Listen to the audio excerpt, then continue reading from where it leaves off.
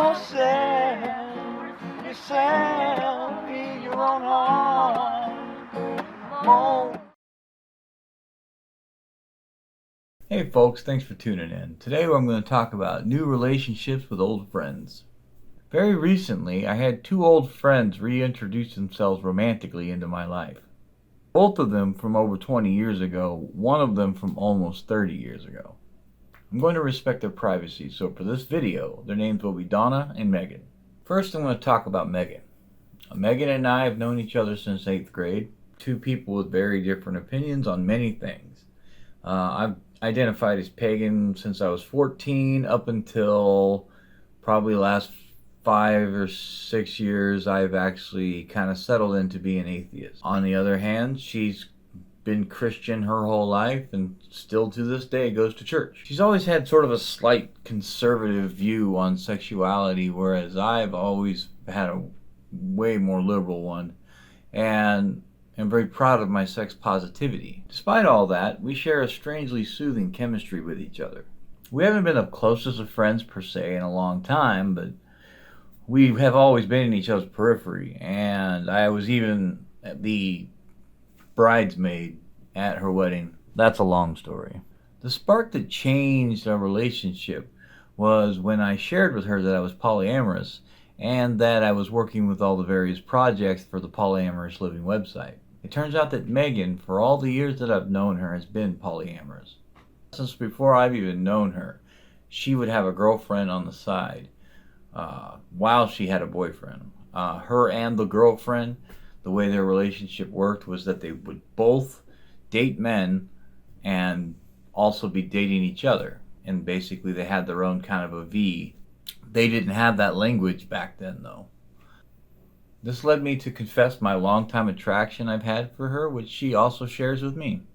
After we had an intellectual discussion about our feelings, we decided that we would date. Now to Donna. Donna was my live-in girlfriend when I was 20 and she was 34. The age gap never bothered us, though it definitely bothered my mother back then. Despite how long it's been since we went our separate ways, her and I share mutual attraction even now. Though in her own words, there are no labels for what her and I are currently sharing, I still choose to devote my time and attention to her as I would in any romantic relationship. She's very much not a fan of the language used for polyamory, but the chemistry between us is powerful. I wasn't anticipating getting in a relationship anytime soon. I've been embracing the solo poly lifestyle for a bit of time now, and which has mostly just been me practicing a sort of self-imposed celibacy while I work on the website and attend school full-time.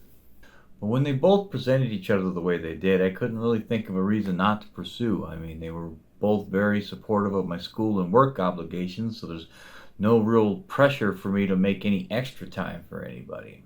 Although, knowing that they're both there does kind of give me an extra push to get things done a little faster.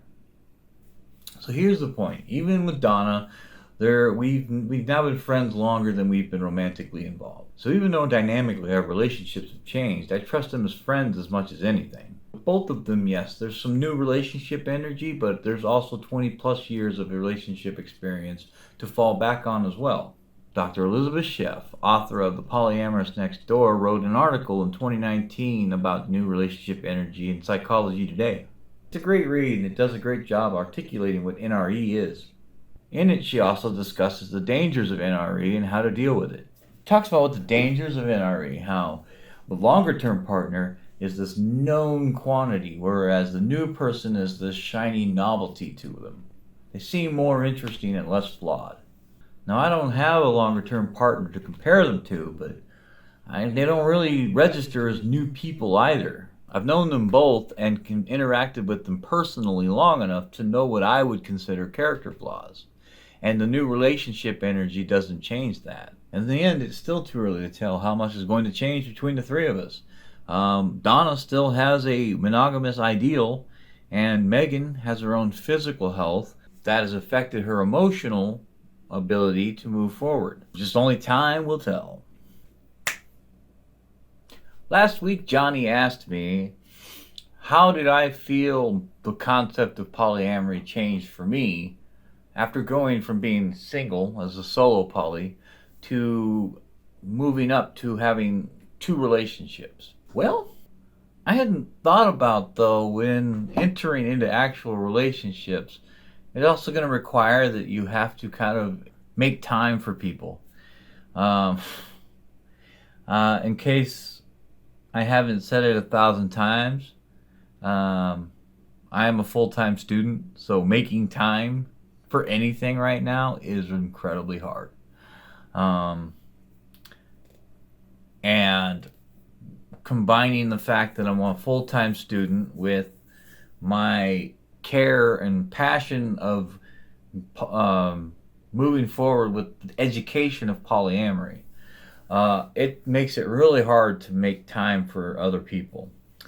So that's been kind of an interesting challenge. When you're solo poly, you get to be a little more selfish because you get to say, I'm going to interact with you when I choose to interact with you. And if you don't like that, I can respect that. There's the door. In this case, I have two people now all of a sudden that I have to make sure I reach out to and affirm them with my words.